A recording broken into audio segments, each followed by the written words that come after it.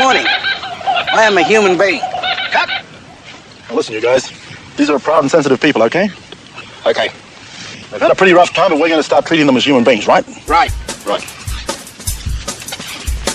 Cue the gong. Now stand back. For the brown new black. Black Theatre began as a protest. They would do little plays when they would have protests and marches, and it basically came from that. We believed that we could change the world. Look back now, we did change our world.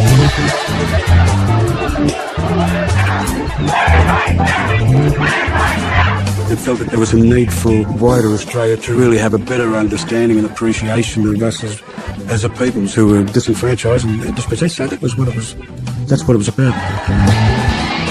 It was Redfern that exploded all the barriers out. The very first forms of theatre were on the streets at the rallies, the street theatre. The two were inseparable, the politics and the art. Redfern was raw, real raw. And in the middle of it was this joint called the Black Theatre. When are you going back? No, it must be next week. If you have a people who don't have a literature, an artistic record of their existence, then what do they most want? They want a literary and artistic record that says we exist. And that's what was happening in Redfern. People were saying, we exist. This is my story.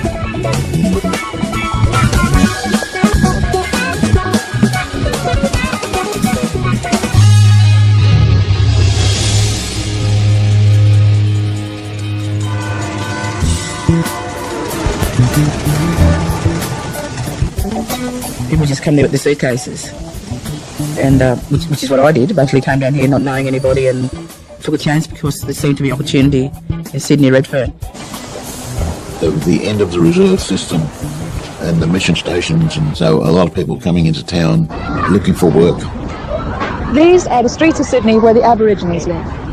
The people who live here form the largest Aboriginal community in Australia. There's no exact estimate of how many of them there are, but they do number about 10,000, and the number is growing daily. They arrive from the country with very little in education, money, or skills with which to get a job. And so it's mostly factory or labouring work for them. For Aboriginal people, you find safety in numbers. And you don't have choice because of prejudices in trying to find accommodation and the lack of public housing at that time. Over the next 3 years, Redfern community grew enormously. A couple of thousand people when I first arrived there. Within 3 years, you had an Aboriginal community that was, in excess of 20,000 people. It was the biggest Aboriginal community that's ever existed in the 60,000-year history of Australia. All different people from all over Australia came with the same ideas and gravitated towards Redfern, not knowing why we gravitated here. And the one thing everybody there had in common was that we were all poor.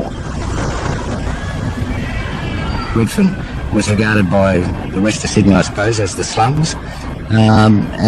Despite there being, some fairly dodgy landlords, it was a place where Aboriginal people could actually get somewhere to stay. There was cheap housing. It was close to the railway station, close to public transport, just a short walk into the main part of the city. They're supposed to put electricity on, but all we've got is a candle, love. What about cooking? How do you cook? Gas. They put the gas on. It was an impoverished community of landless refugees. When we started to arrive in Sydney in the late 66, 67, the White Australia policy was still very much in force. And as a result, Sydney was a very big white city, You could wander all over the city of Sydney and you'd never see another non-white face. And so many of us met each other for the first time as young teenagers at Charlie Perkins's Foundation for Aboriginal Affairs. The idea of the organisation, as Charlie put it, was to provide a social meeting place for young Aborigines arriving from the rural areas. And Charlie sought to try and prevent young Aboriginal people from getting caught up in police brutality, tried to create opportunities for them to get employment, a place where they could meet socially on Friday, Saturday and Sunday nights and be relatively free of police harassment. And so many of us, at the age of about 16, would go to the foundation. It was a place to meet beautiful young Aboriginal women on a Friday, Saturday night. On Sunday night they had the talent quest where anybody who thought they could sing or dance or do anything could get up on stage. And it was a great community, social organisation. The Institute left the foundation building and then proceeded to walk up Regent Street back towards Redfern. That's when you got harassed by the coppers.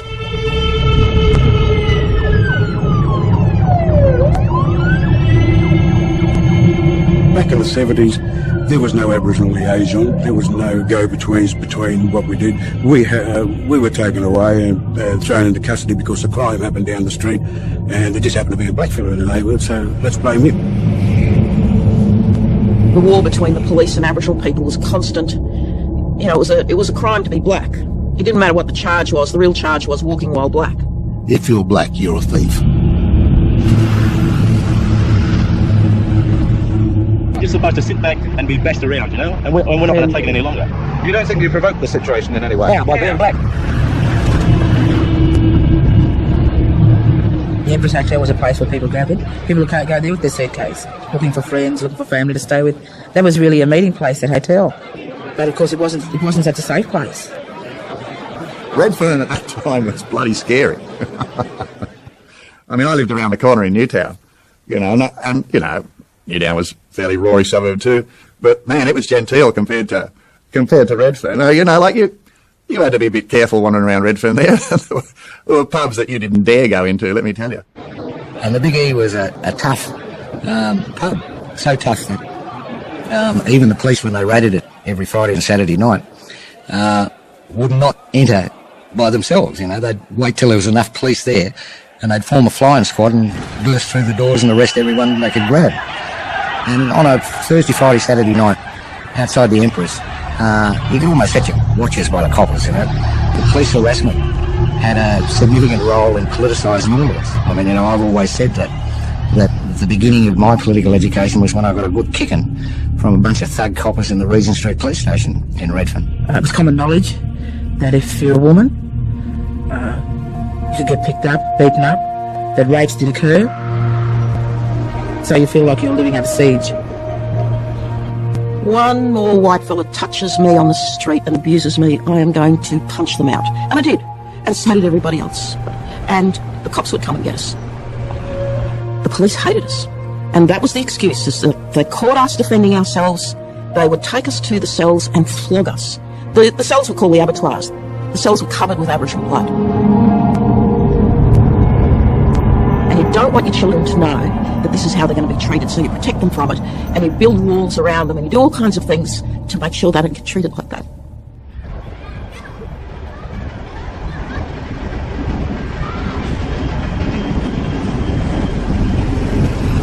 Every day, people were dealing with extreme poverty, hunger, alcohol and drug problems, trying to get people into hospitals, all kinds of violence. And it was a tough life, very tough life. Very tough for people who didn't have a job, who didn't have any education. When I first got to Sydney, the older generation who were in control of the Aboriginal politics were a bit worried about us young mob, I think, getting involved in fights with coppers and things. And so they encouraged us to become involved in the campaign for the referendum, which, we respectfully did.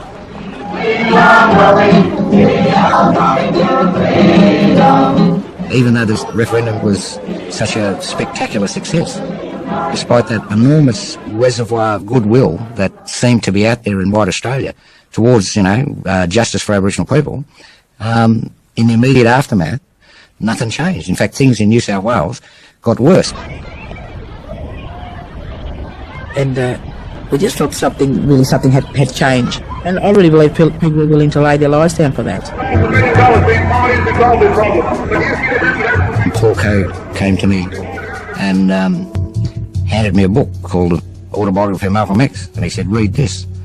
And not long after, he came to me again and he said to me, we're thinking of setting up a little discussion group amongst us young mob in Redfern, trying to understand better how it is that, there's 20,000 or more of us in Redfern and everyone's poor and we've got nothing and we once owned this land, trying to understand all of that. The first thing we decided to do that we needed to educate ourselves. So essentially it began as a little reading and discussion group of a bunch of young people in the community. It was really just a very small group of people. and you start getting interested in what they were saying. They were saying new things about direct action and how we could get kind of message across to people what was really happening to Aboriginal people. One of the problems for us was acquiring the sort of literature we were interested in reading. We were interested in the radical wing of the civil rights movement in America, the Black Panther Party and various other groups like that. You see the racist white power structure giving up crumbs. And we'd mainly become interested in them through reading about Malcolm X. $20 million a year. I mean, there wasn't a lot of non-conservative literature about them, but there was a little shop in Goulburn Street in the city called the Third World Bookshop, run by an eccentric gentleman by the name of Bob Gould. But in order to get this sort of political literature, we had a problem. You know, Bob Gould's bookshop had the literature, but we had no money. So we used to sneak in little groups of us, and while one of us would distract Bob Gould, we'd just lift the books. And to his credit, one day he'd come to us and he said, look you guys, instead of nicking them, why don't you just give me a list of what you're interested in and I'll give them to you. We said, sweet. It was a good time to be young. It was a good time to turn 18 in 1968, you know. There were a whole range of other things, exciting things happening in the world, especially around us, you know. There was big student protests in Australia against the Vietnam War. There was a major movement against the apartheid system in South Africa. It was a time when the so-called winds of change were sweeping through the colonised nations.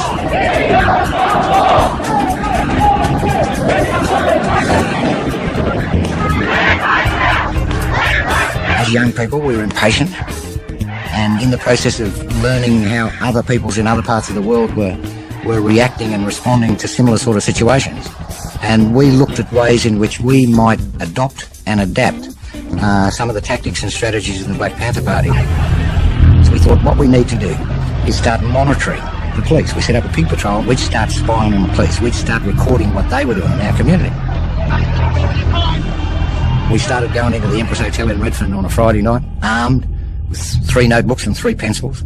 And when the police began their usual Friday night activity of raiding the pub in large numbers and arbitrarily arresting people, we started recording what they were doing. And that was, from that, we started building up a pile of information. We expanded the idea of Pig Patrol into creating a free shopfront legal aid centre staffed by voluntary lawyers on a roster basis, which would enable Aboriginal people who are being arrested to at least mount some sort of a defence within the court system. And the Redfern Aboriginal Legal Service was the first ever free shopfront legal aid centre for anybody in Australia. And once we started creating our own organisations, the Aboriginal Legal Service was just the beginning. The Aboriginal Medical Service and the Aboriginal Legal Service were Aboriginal controlled and run organisations. And they were set up by the very same people who worked in them. A man and family at the Wayside Chapel and Paul Carroll. I don't believe that we'd have what we have now if it weren't for Mum Shirl.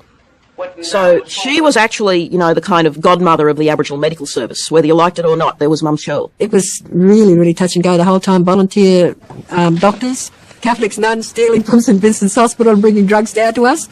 And Shirley Smith going out there and telling everyone, you know, I'm a mad Roman Catholic and my name's Shirley Smith.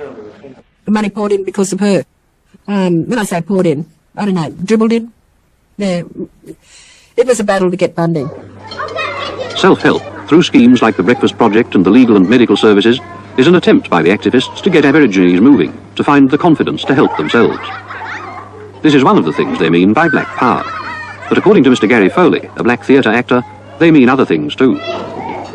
Basically the same as Americans. Black power means the economic independence to enable black people to be able to determine their own destinies. Black theatre came about directly as a result of the Black Power movement. It had relied to a large extent on symbolic and theatrical sort of stunts and things to attract attention and to get our message across.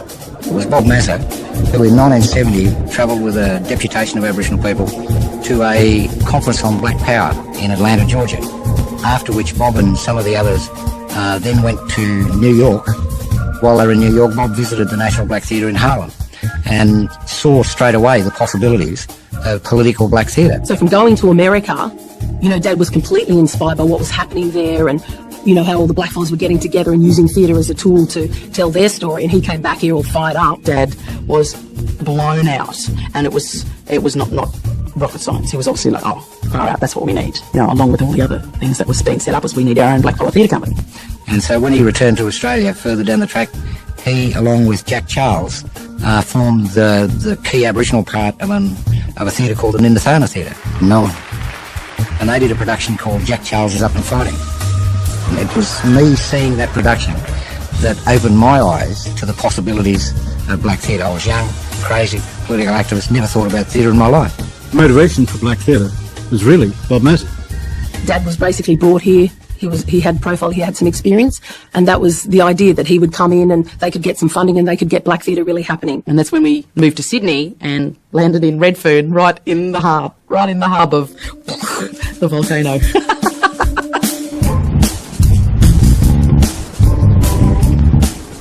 So Bob Massey moved to Redfern and set up his National Black Theatre across the road from the Aboriginal Legal Service in Regent Street. The Black Theatre was at 181 Regent Street, Redfern. It was Bob Massey's tourist house. Growing up in Redfern amongst the theatre crowd was, as a child, was quite interesting. There was a lot of arguments, there was a lot of discussions, there was a lot of singing, there was a lot of laughing, screaming, hooting, you know, till all hours of the night. So that house was very, very welcoming, very creative, innovative. The music, the laughter, the debate. It was a meeting place for Aboriginal people. And I think the theatre house down in Regent Street became a kind of a hub. Black theatre was used as a gathering place for a talk fest every week. People from other organisations like the Aboriginal Legal Service, the Medical Service, the Aboriginal Housing Centre would meet at Black Theatre to discuss our stuff. That, in the community, that was known as the Black Caucus. And so we were able to unite with one another and support all of the organisations. So people who were on the board of Black Theatre were also on the board of the Legal Service and Medical Services and other services around. Mind you, theatre was basically a political tool. It was a way to get our stories on the street. So it actually started with street theatre. It was a very kind of almost pantomime-esque, masks, very heavy metaphors and representations. That particular piece of street theatre was to raise awareness about our land rights struggle and about the incursion of the mining companies onto Aboriginal land and the disturbance of sacred sites. By the end of 1971, the then Prime Minister, Billy McMahon, makes a statement which effectively says, my government will never grant Aboriginal land rights. And sitting in Redfern, the Black Power movement had a series of meetings. We sort of essentially felt that we needed to immediately respond to the Prime Minister's declaration. And so we decided that a group of our boys would go down to Canberra, set up a protest on the lawns of Parliament House. The initial idea was to get a photograph in the Canberra Times the next morning so that the world would know we've rejected McMahon's statement. 4 Aboriginal, Tony Cleary, Michael Anderson, Kevin Johnson, Billy Craigie, raised a tent embassy on the lawns of Parliament House, Canberra. The boys are sitting there under the tent, tiny tent at that stage, and the police finally arrive, and an ACT police person comes up and sort of flipping through the law book of Canberra. Can't see anything here about camping on the lawns of Parliament House. And the boys say, what do you mean? He says, nothing here about camping on the lawns of Parliament House as long as you only put 11 tents here. You put 12 tents here, and we can deem you camping here and we'll come and move you. And the copper gets in his car, goes away. The boys had accidentally discovered a loophole in Canberra law. You know? It was a stroke of genius, you know, it's like a gift from the heavens.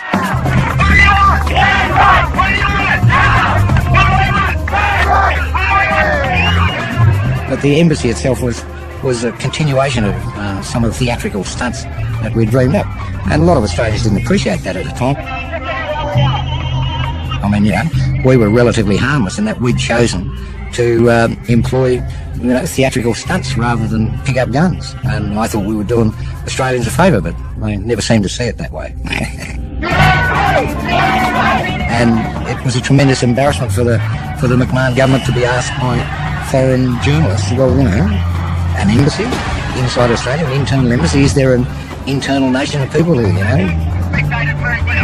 I mean, they were never the sharpest bunch of politicians in Australian history anyway, the McMahon government crew, but this particularly unhinged them. And it was that prompted them into the rash decision to make us illegal and smash us in front of the eyes of the world. What do you want? Where do you want it? Now! What do you get? Roll up, roll up, roll up, you peeping toms of the spectacular! It's here at last! The Jimmy Sharman boxing troupe has arrived! Don't push us the back, please, if you can't get in this year! Rather than just concentrate on land rights, which is what the Tent Embassy was about, the theatre was about presenting all those ordinary things that were happening to us. And that was political, and that was radical. I'm basically black! Revolutionary, without a doubt. Definitely revolutionary. We're out here to attack all these preconceived ideas that, you white people have about theatre. We want to try and bring theatre down to where it belongs, and that's down to the level of the people. It shouldn't be belonging to an exclusive group within a society. We want to take messages down to grassroots level of any community, certainly revolutionary type of theatre. Basically, Black was a review. It was like lots of little skits put together. Sir, it's Robert Helton on phones 1 and 2. Looks like big trouble. 1 and 2, eh? Hello, Robbie. Oh, look, I don't care how ethnic it is. You tell those black Sheilas from me that if they don't wear bras, they're not going to dance in front of Margaret. I remember Bob Mazza, and he's telling us, hey, what, the Nimrod is a trendy theatre. They want us to go and put on a play. You want to be part of it? Oh, my God, my eyes just boggle, I don't know how I didn't jump all over him and say, yeah, I was just absolutely thrilled. I didn't hesitate. I said, oh, yeah. What are you doing here? How did you get past the guards, huh? Over the wires. Over the ditches, past the... By hook or by crook, I was going to be part of this new breed of blackfellas.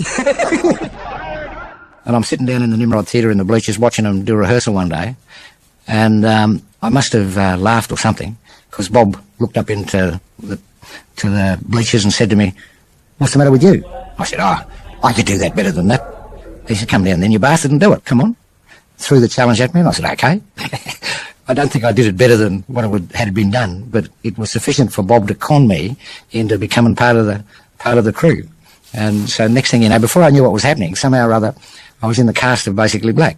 They're in a hurry, certain that they've been badly done by, and rather aggressive. There are white people, no doubt, including perhaps some members of whatever government we have next, who will find this both surprising and offensive. There are some Aborigines, too, who would prefer that everyone should keep his voice down. They'll all have to accept, on the evidence, that black militancy is not likely to go away. If anything, it will increase, if the Black Theatre Group has anything to do with it. And the opportunity that Black Theatre presented in the show Basically Black was we were not only laughing about whitefellas amongst ourselves like we normally did, we were making them laugh at themselves. That was the real novelty about doing it in a mainstream theatre like the Nimrod. Mr. Minister, sir, I would like you to meet with Miss Statutory Black, gold medal at the Moomba Festival, blue ribbon at the Waratah, and outright winner of the Manly Seaside Championships prior to the race. Hello there, Missy. Congratulations. I'd like you to go back to your people and tell them that our leader really cares. Why, only the other day in Adelaide, King Billy stopped and talked to some of your people. May I? The two races are like the strings of this racket. Each string is going its individual way, yet each is essential to... That racket needs the restring.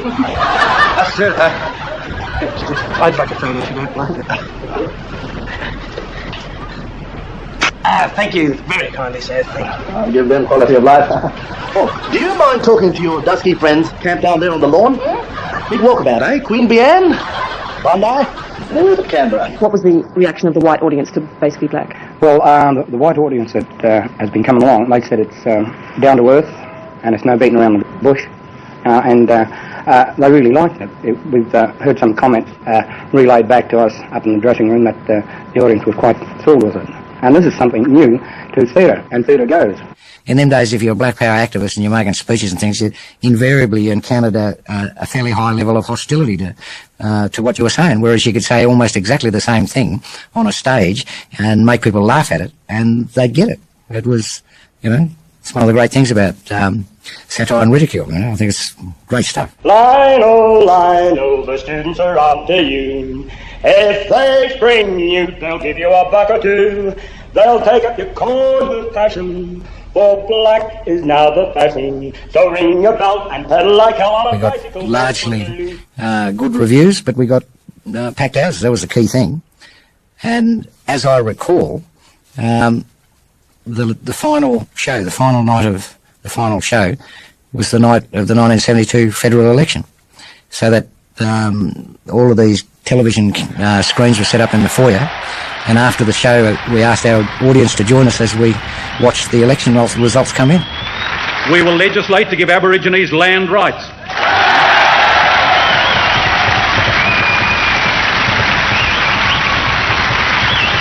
Not just because their case is beyond argument, but because all of us as Australians are diminished, while the Aborigines are denied their rightful place in this nation.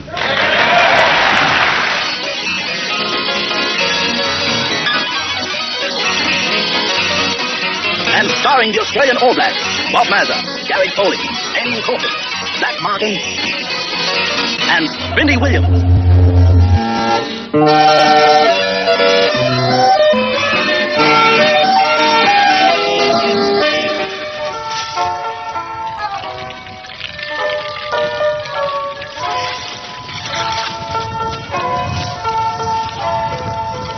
Even after 200 years, you never get used to it. Basically, Black started as a theatre show, and then it was picked up by ABC, and it was given a pilot series. Welcome to colour television. But it was interesting that it didn't go on, didn't get picked up. And I think that people weren't ready for that kind of in-your-face, satirical, hardcore kind of stuff from blackfellas. Like, it never got picked up, it never went anywhere. It's amazing. When we did the Basically Black, some people would look at each other and say, oh, should we laugh at that? Or should we? I don't know if we can. But this show showed that we knew what people were saying, and for us to perform it to other people showed them that we had another nature other than what was really thought of us at that time. So yeah, it was a great forum. Right, lay on me. What's this all about, Whitey? I thought we might have a man-to-man chat, Elridge. What for? Well, I thought, or rather Christine's mother felt, that is, we both felt, it seems you've been seeing a lot of our daughter lately. Well, of course I have. I live with her, don't I? Yes. Frankly, that's rather what I wanted to talk to you about. Christine's mother's a little worried, you know. And we, were wondering when you and Christine were thinking of getting married. Marriage? That's just what you'd say, isn't it? Chris and me don't need any white reactionary middle-class ideas like marriage. I spit on marriage. We've got a revolutionary relationship, pal. And we're going to go on living together until I take it to Mozambique and we join the black guerrilla forces there and we both fight until we die. And if you don't like it, then that's too bloody bad. There you are, my dear. Nothing to worry about. He's not going to marry Christine after all. We used the device for portraying white people who are using the white masks, which I thought was pretty effective at the time. Is it a bat? Is it a crow? Is it the Flying Doctor? No, it's Superbong, strange visitor from a northern tribe who came to the city possessing powers far beyond those of mortal furries, faster than a killer boomerang, and able to leap over tall gum trees in a single bound. Superbong uses his secret identity as mild-mannered Aboriginal ex-boxing champion Lionel Mouse to fight a never-ending battle against racism wherever it may be found. Hi, guys. Seen any racism around? Not today, bud. Oh, looks like someone's in need of help from the Arco Abo. I think I'll race into the toilet of this hotel and change. I was such an admirer of Zach's comedic skills that I wanted to write something especially for Zach. So I wrote the Superbong sketches. And they were written specifically with Zach in mind and specifically for his comedic talents, and it worked perfectly. What's up, bud? Go down loud, Blacks, in that pub. Yeah, Superbong was just a deadly character, man. Hi, guys. I'm Superbong. Alias Norman Drubb. B.A., Dibbit, darling of the press. Somebody calls you a name, and as soon as you go to think about it, Superbong appears on the scene. Step aside, son, I'll fix this for you. And you'd want Superbong to finish that off. You know, tell these people that their racist attitude's got no place for it, you know, and have a good laugh about it. And teach white people that you don't mess with blackfellas because we got Superbong on our side. Let racists beware. Beloved by his people, Superbung is ever vigilant. Wherever you find oppression, injustice, and big headlines, there you'll find Superbung, making the world safe for And the liberalists. best bit was seeing him strung up in the studio, hanging from the strings with a wind machine blowing his cape. Like, you can't go past Superbong. And yet it's so provocative. To this day, people struggle to feel awkward about even saying his name, and I just love it. I love theatre that does that.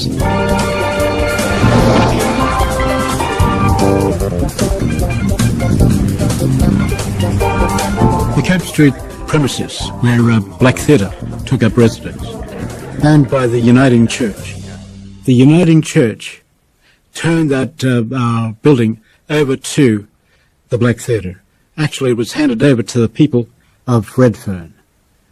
And that was the first land settlement that Aborigines had. Now, I remember distinctly the space, which is set up there in Redfern, this kind of huge, kind of, a warehouse, basically. It was kind of, still got dirt and obviously had no money put into it. It literally was an empty warehouse. I can see the roller door at the front and the side door beside it, and a long trestle table at one end where people would serve drinks or you don't get your tickets. The seating, I remember, was really, haphazard and uncomfortable. And I remember it was really exciting. Reading, I don't expect a performance from anybody. We'll read through the script, we'll read the characters, each of us, and then we'll have a discussion on the character and what we feel about that character. That was only about 5 minutes around the corner from where the Black Theatre was first set up. I remember that also in those very early days, that theatre was also a kind of hub or a beginning spot for the dance scene that happened here in Sydney. Anyway, we're running these dance classes in this big warehouse space. I remember these classes. I came to Sydney in 1975. I came on a dance scholarship. Then I was invited to go to the 6-week workshop. That was to be at Redfern, at the old Black Theatre. I was in the presence of a lot of strong black people. Writers, singers, dance teachers, drama teachers. In the beginning of this workshop, Carol Johnson and Terry Witters and myself... So we did drama classes with Brian Siren. Right around Australia. I was so naive, right, I was like 16, 17. And I was hanging around with in the presence of all these people who fought for black justice, fought for this and fought for that. Expertise as a performer. You better watch out. They taught me about the spirit of being a black fella, of standing up for yourself in public places. I know it was just classes, but they taught me something even more than that. Everywhere I look, it's white, white, white. If there was a black thing going, if I felt I could be acting with blacks, if I could be directed by blacks, if it was a black thing, a black story about black people's lives, about the things that we care about a culture that's over 40,000 years old, and we're the living examples of what is left of that today, and we're losing more and more and more. There was just this energy just went through me, the sense of invincibility. Without apology, I was, I don't know if I can ever say how brilliant it was to feel this unlimited power of Aboriginality. Now, in other words, what is left of the culture goes on. When you lose it, that's right. You get a kick in the arse and emptied out the door. That's right. Really. Brian Siren's drama class. That I will never, ever forget. Right, let's go to the waist area now. And I want you to get the image of two ball bearings here. He asked us to stand in a circle and to do some movement. Then he tells us, naive 16, 17-year-old girl, and he said, right, you're gonna feel it. And I'm going, oh, okay, we're feeling it. So I'm focusing and focusing. Move forward, then lean right back, so you feel your back. You grease it, get rid of all that. Okay, let's grab the seat. And he said, you're gonna feel it. You're gonna feel it from your crotch. I'm thinking, what? Did he just say crotch? I mean, I know what that is, that's for sure. I want you to think in your crotch. It's like, shame, John. That's better. That's better. Real feel for your When I looked round, I thought, okay, well, I'll just go with the flow. I trust everybody, so I'm just going to go with it.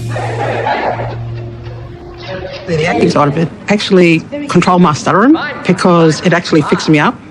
How I got the stuttering because of what happened to me as a child, being taken away. They took me to a world where I can be somebody else. Reflecting onto the water. Yes.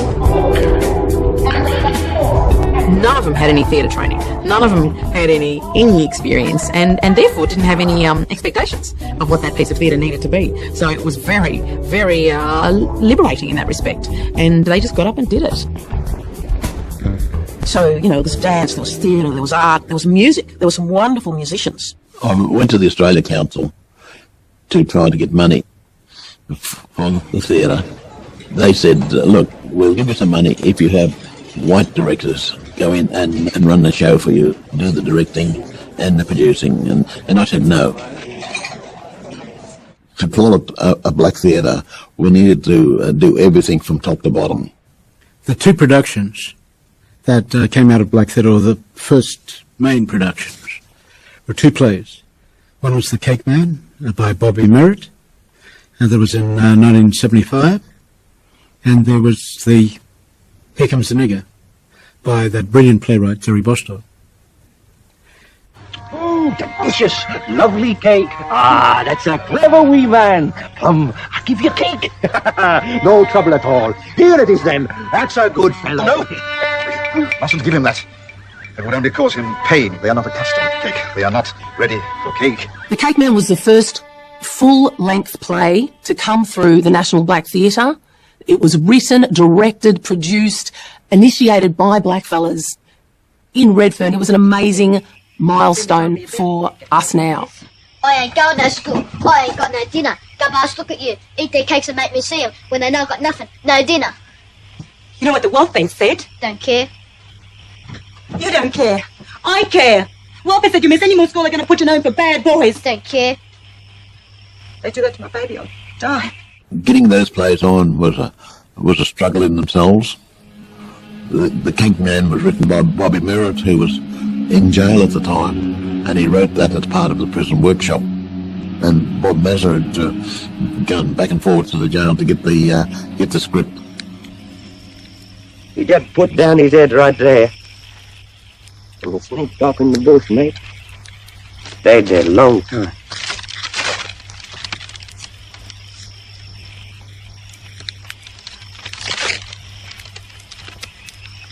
That's how Emu lost his wings. That make any sense, you reckon?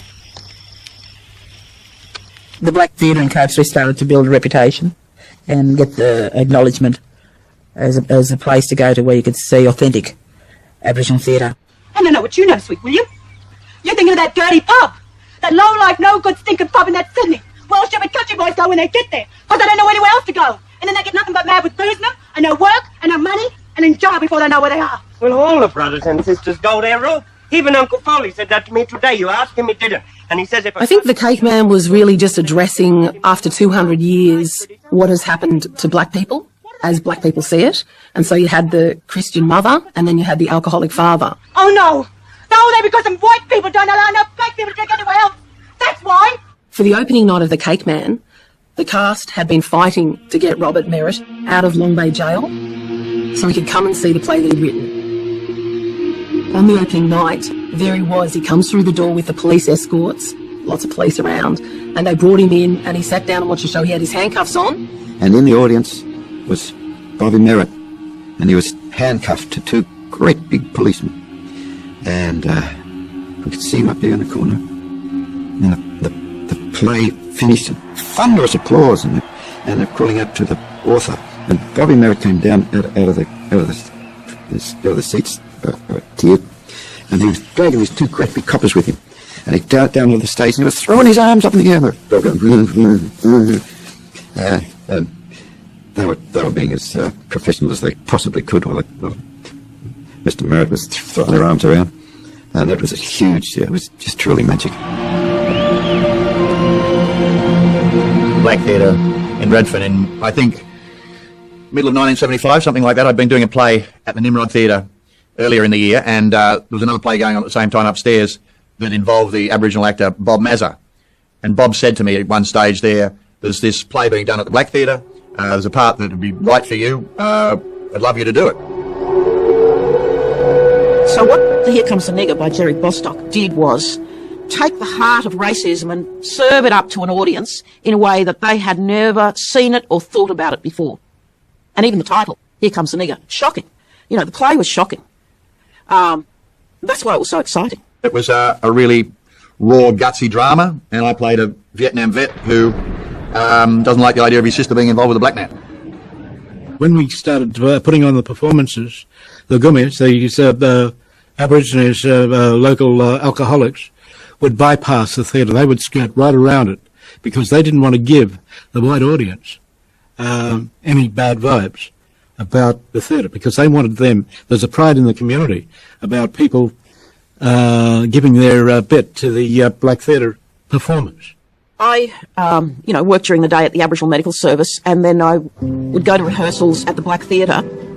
I was a nurse or a receptionist or something, so I was the, like the barrel girl. I'd walk in and I'd say, "Oh, Frank's here," or "There's somebody to see you," So, I had a very small role, but it was so tremendously exciting. And of course, doing Here Comes a Nigger, where, in that play, I get to kick the shit out of Kevin Smith, the terrific Aboriginal actor who's since passed away. But, I beat the shit out of him. And, it was a bit scary, me wandering around Redfern after that. A lot of times people can't get the difference between what goes on stage and what doesn't. I remember one time a lady coming up on a matinee and attacking me with an umbrella during the play. They were so upset by the fight scene, they thought it was real, and they jumped into the stage area and started bashing Brian with their umbrellas and saying, "You stop that, you leave him alone." And, we had to sort of call the play off and calm everybody down and explain that it wasn't real. They said, "Yes, it was." And we said, no, it's not real, But yeah, people who had never seen theatre before thought it was real. They thought we were bashing each other up on the stage every night. Brian was so good. He played the role of the white racist so well. They were very brave to do that. That was very courageous. I could have got them killed, As CEO of the Black Theatre, my main job was to find money. I went to the local bank manager in Redfern, and then he gave us an overdraft. The buck stopped at Leicester. He had to try and find the finance, the money every week to pay the actors, to just keep the place running. That wasn't easy, and there's a bank manager there, I don't know which bank he went to, but I would think that he may have had a mental breakdown sometime during that, because Leicester squeezed money out of that bloke every week.